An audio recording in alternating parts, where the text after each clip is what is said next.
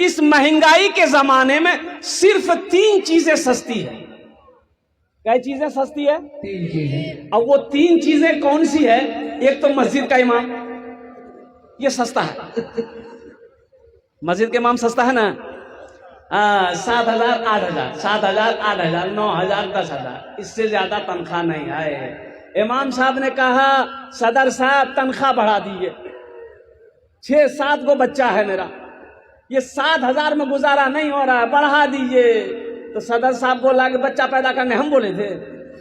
बोला नहीं आप नहीं बोले थे, लेकिन बढ़ा दीजिए। बोला नहीं रहना तो रहिए, नहीं तो जाइए। ढेरी इमाम है, बेचारा गरीब रह गए, सबर कर लिया। कुछ दिन के बाद सदर का बेटा पढ़ लिख कर आया, MA करके आया, उम्मे करके आया। सदर साहब ने कहा कि इमाम साहब मेरा बेटा पढ़ लिख कर आ गया है, उसके लिए जुमा में दुआ कर दीजिएगा, जुमा में दुआ कर दीजिएगा, इसको अच्छी नौकरी मिल जाए, एकदम हाई फाई नौकरी मिल जाए। इमाम साहब बोले ठीक है दुआ कर देंगे। इमाम साहब ने दुआ किया कि या अल्लाह सदर साहब का बेटा पढ़ लिख कर आया है, ए अल्लाह उसको ऐसी नौकरी दे दे जितनी तनख्वाह मेरी है उतनी तनख्वाह उसको मिले। सदर साहब वहीं पे हो जाओगे, आपका गुजर नहीं होगा, इमाम साहब को गुजर हो जाएगा। क्या इमाम साहब फरिश्ते हैं?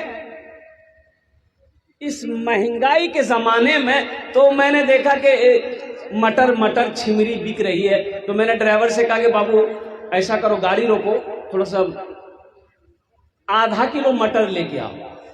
तो वो गया, मैंने कहा कि जाओ फोन पे कर देंगे। तो गया तो आधा किलो मटर लिया। तो हमने कहा कि फोन किया कि हजरत 100 रुपया भेज दिए। हमने 100 रुपया कितना लिया? 1 किलो लिया का? बोला नहीं आधा किलो का 100 है, 200 टका किलो है। बोले लिया। क्या जमाना आ गया है। 3 चीजें सस्ती है, मस्जिद का इमाम, और दूसरा मदरसे का उस्ताद, मदरसे के उस्ताद ये भी सस्ता है, और तीसरी चीज जो है वो कुरान की तालीम है। कुरान की तालीम